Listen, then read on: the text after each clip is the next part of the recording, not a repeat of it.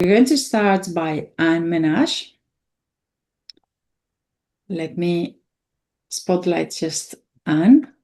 And Anne, she's a lifelong radical feminist, lesbian and socialist, founding member and co-coordinator of Feminist Struggle. And she's going to tell us about the hard times for women that are happening in the United States and everywhere, and how FIST is fighting back. So thank you very much, Anne, for your participation here, and over to you. Thank you. And thank you for inviting me back to this important gathering of feminists around the globe. It's really exciting. I try to check in most Saturday mornings myself. Before I begin my talk, I wanted to give a little bit of personal update on me. Since I was last on Feminist Question Time, my lawsuit against my former employer, Disability Rights California, for being fired for asserting that sex exists and women and lesbians have rights, that case was settled.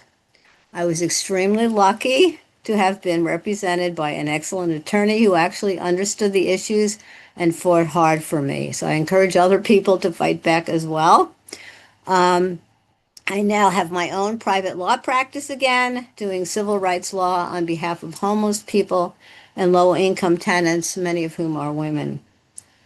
But as a public leader of Feminists in Struggle who refuses to go along with this catechism of trans women are women, I have continued to face the blacklisting.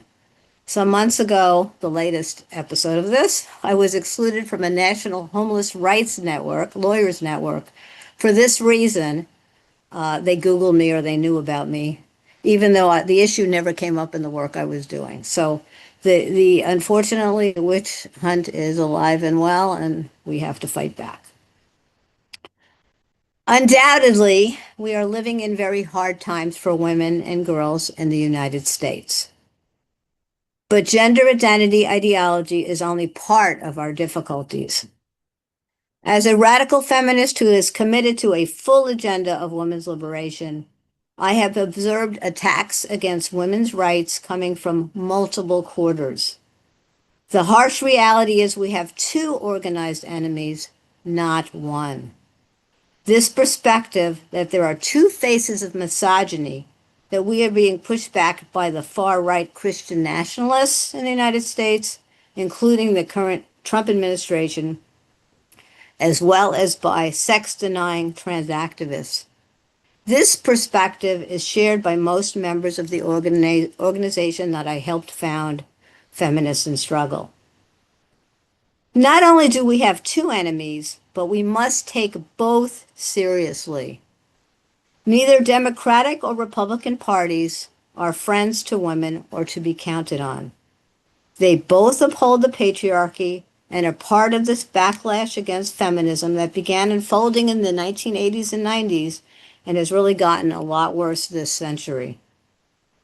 Like the suffragists of old, who were forced to recognize that the men in power are not our friends, we need to do the same thing. We need to build our own independent feminist movement now, just like we did back then.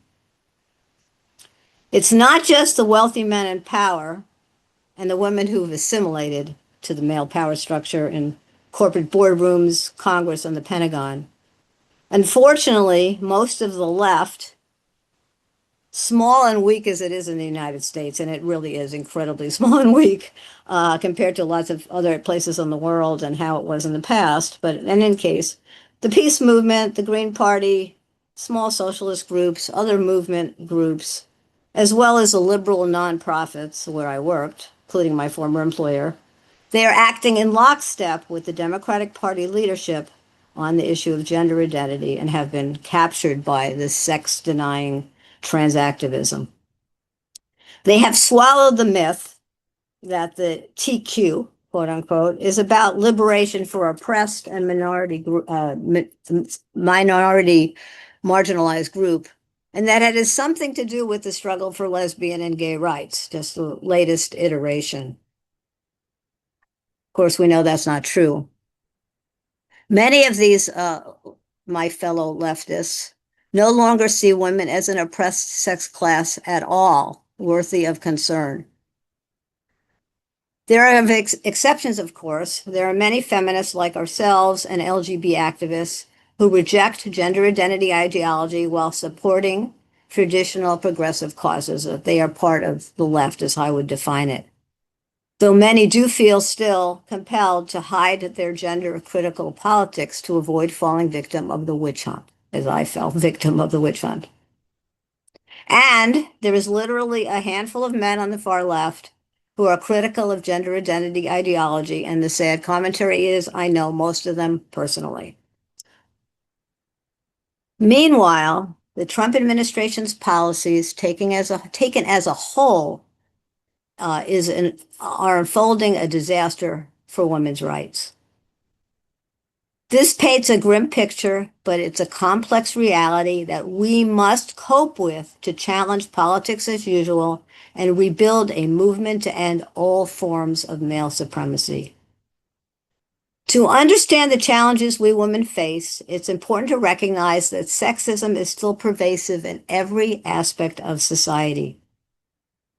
Whether we're talking about continuing segregation, unequal pay, sexual harassment, or other inequalities in the workplace, whether we're talking about the failure to take male violence against women seriously, whether we're talking about the lack of access to abortion and the increasing criminalization of pregnant women in the United States, whether we're talking about the greater and growing impoverishment of women, including many women who having no options for escaping male partner violence, save living on the streets, whether we're talking about corporate bias against women in family law in issues of custody and visitation involving often violent male partners, regardless of any of those aspects, the inequality is very, very obvious.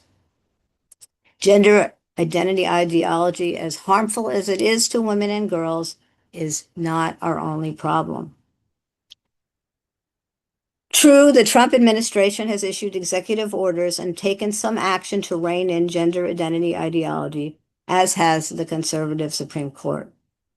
This is a good thing, but we cannot ignore the other harms this administration and the court are inflicting on women's rights. Neither can we ignore the long-term goal of their supporters in the Christian right of reinforcing traditional subordinate roles for women and turning back the clock on women's rights by a century or more. You even hear in social media about getting rid of women's right to vote. It's absolutely shocking that anybody would discuss that. Yes, they know what women are, but so do the Taliban. Even looking at the Supreme Court's Skrmetti decision, which upheld the constitutionality of bans on so-called gender-affirming care for minors, the sterilization and mutilation of lesbian, gay, and gender non-conforming children, which was a huge relief for all of us, even this decision contains a double-edged sword. The court majority relied on and enforced case law that said discrimination based on pregnancy or pregnancy-related conditions does not constitute sex discrimination, which was the reasoning in Dobbs that overturned legal abortion. According to the Supreme Court, abortion bans, like bans on child transition, merely regulate a medical procedure. Therefore, they're not subject to no more than a rational basis review, which is the least stringent review of the constitutionality of a law. Rational basis means upholding any law or restriction, and very, very easily, basically, any law or restriction is going to be able to get through with just any kind of rational reason. It's basically a shoo-in. It would have been far better for the Skrmetti decision to be based on the rejection of trans-identifying individuals as constituting a protected class. That reasoning was reflected in the concurring opinion of Justice Barrett, but it wasn't adopted by the court as a whole. What was also clear in Skrmetti is that every single Supreme Court justice fails to recognize the Equal Rights Amendment and instead finds acceptable women's second-class status under the U.S. Constitution. Well, it should not be acceptable to us. Our subordination under law and public policy cannot possibly be rooted out by the current standard of review, which is intermediate scrutiny. The ERA would treat sex discrimination with the same weight and seriousness as race discrimination so we can move forward in the struggle to achieve equal rights for our sex. That's why women need the ERA, and Wendy will be talking much more about that. Indeed, both Democrats and Republicans, Republican administrations have opposed in practice the Equal Rights Amendment, refusing to recognize it as a law of the land, though ratified by 38 states. Then there's the regressive policies that the Trump administration is enacting or proposing that harm women or will harm women directly or disproportionately, and that all feminists should oppose. I'm going to just review some of these policies. First, the dismantling of thousands of federal jobs and whole departments. Jobs in government tend to pay better, be more unionized, and provide more opportunities for women and people of color than the private sector usually does. And many of those jobs are being eliminated. And just to give an example about this, when we talk about women lawyers are to be found in the government, public defenders and DAs and city attorneys, much more than you're going to find them in private, big corporate firms. So it's just true across the board. The loss of these jobs mean that there's going to be more poverty and unemployment or underemployment for women. That means, in practice, more homelessness, more women coerced into prostitution and surrogacy, all the kinds of things that happen when women are not able to survive independently. Second, the elimination of DEI. Now, this is a complex situation, but I describe it as throwing out the baby with the bathwater. I was a victim of the watered down, corporatized version of DEI that disappeared the protection of sex and sexual orientation in the name of trans rights and defined the recognition of biological sex and the use of the term biological sex as bigotry. However, real DEI, diversity, equity, and inclusion, is otherwise known as affirmative action. And this is an important tool for achieving equality of opportunity in the workplace that still provides the old boys club preferences to white males who are assumed, of course, to be the most qualified. The Trump administration, in its attack on DEI, has done a number of really dangerous things. It's eliminated set-asides in government contracts for women, other measures to advance us based on sex, despite histories of discrimination and exclusion. And that discrimination continues to the present. Just like trans activists seek to eliminate the discussion of the category of sex or woman words, so does the Trump administration.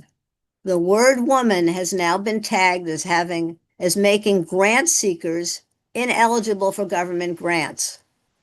So if you say this is for women, a program for women, you're not going to get a grant. Sex blindness, or the rendering of women invisible as a sex class, means that measuring or remedying persistent inequities based on sex becomes impossible. Third, funds for battered women's shelters have been put on hold indefinitely, as the special shelters for women are classified as DEI. Then we are faced with the threatened elimination of the Department of Education and the Office of Civil Rights. And this puts in jeopardy measures critical for women's equality in the education system, including enforcement of Title IX, investigation of sexual harassment on campuses. There's actually 1,000 complaints that have never been investigated that are still pending, and providing opportunities for girls to be educated in male-dominated STEM subjects, etc. Pell Grants, 62% of which go to girls, are also being placed in jeopardy. Title IX is a reason why women and girls' sports are supported. The only thing worse than males and women's sports programs winning our titles and scholarships is the gutting or elimination of these programs entirely. And that's what's on the table here. The Trump administration also is threatening and cutting, has cut and is threatening to cut very important programs for women. That includes Medicaid programs, Obamacare subsidies, and food stamps. We have to understand that women are most of the poor, and these kinds of cuts will disproportionately harm us as a sex. It means women will become more economically dependent on men and find it harder to escape abusive male partners. Such cuts will also impose on women more unpaid obligations of caring for the elderly and disabled who will no longer be covered by these programs. There's also the threats to the availability of the abortion pill, which provides most of the abortions in the United States after the Dobbs decision. And the promotion, of course, of the pronatalist policies that we are hearing, that cut social supports like childcare and medical care will make it harder, not easier, to have children, and putting more of the burden again on women. We are faced with threats to lesbian gay rights and marriage equality that target lesbians. And finally, the attacks on free speech, and this is really important. We have ICE agents disappearing and deporting illegal residents for disagreeing with the Trump administration, people losing jobs and scholarships for their thought crimes or their nonviolent activism on the nation's campuses, and Trump's blaming the radical left for violence and terrorism, even though historically, most political violence has come from the right, and sending the U.S. military into Democratic-run cities in violation of federal law. And all these actions should bring a chill down everyone's spine. Feminists historically have been targeted by the government through spying and disruption programs. There was a COINTEL program in the 60s and 70s that did target feminists and feminist organizations, and this could easily happen again. Our First Amendment freedoms are key to our ability to organize as feminists, and we are now actually being explicitly targeted again. There was a presidential statement that was issued countering domestic terrorism and organized political violence, and it says basically what they were going after. Which they considered violent conduct, include, quote, anti-Americanism, anti-capitalism, anti-Christianity, support for the overthrow of the U.S. government, extremism on migration, race, and gender, and Trump says gender, he means sex, and hostility toward those who hold traditional American views on family, religion, and morality. So all those people are being labeled as terrorist threats. And they're calling for Trump is calling for a strategy, a preemptive strike against these potential terrorists to investigate and disrupt networks, entities, and organizations that have these kinds of politics. So we are on the crosshairs, feminists in the United States, by the Trump administration. So clearly, we radical feminists have a lot of challenges ahead of us that require all hands on deck, a long-term strategy of building grassroots activism and organizations with staying power, and to work wherever possible in coalition with other feminists. And that means even when we disagree on things, which we will, we need to be able to work together as much as possible. So what is FIST doing, Feminist in Struggle doing to fight back? We are trying to build a democratically run, bottom-up membership organization. Our work has been to focus on education, which is very important in this period, I believe, on the full range of feminist issues through our online forum series. We advocate and have advocated and lobbied for the recognition of the Equal Rights Amendment in coalition with Equal Means Equal. And we recently signed on to an amicus in a case headed to the Supreme Court that I'm sure Wendy will be talking about. We have lobbied and supported bills that protect sex-based rights or that oppose. We have supported bills opposing child transition. We have joined protests against cuts being proposed or enacted by the Trump administration and joined other protests against child transition in our local areas whenever we can. A number of FIF's members have been active in NOW, making spaces for gender critical or gender abolitionist voices in the largest and oldest feminist organization in the country. The past NOW leadership has felt so under the gun, in part due to this organizing, that last August they halted the national conference in the middle of it and refused to count the vote for the new leadership. However, the vote was finally counted, and the new president, Kim Villanueva, and Vice President Rose Bernac, I'm not sure how to pronounce her name, though they're not all there yet on these issues, are far more open to the participation of radical feminists who oppose gender identity ideology and now. I mean, this is really important because we know that if we are free to discuss and participate openly with our gender critical or gender abolitionist politics, then we will be likely persuade the people we are working with. So that's a big deal.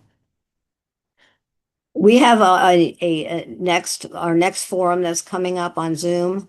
It's scheduled for Saturday, October 25th, and it's on the topic of the Trump administration and women's rights. So I just urge everyone to join us for this women-only panel discussion on this very timely topic, and you can check our website for tickets.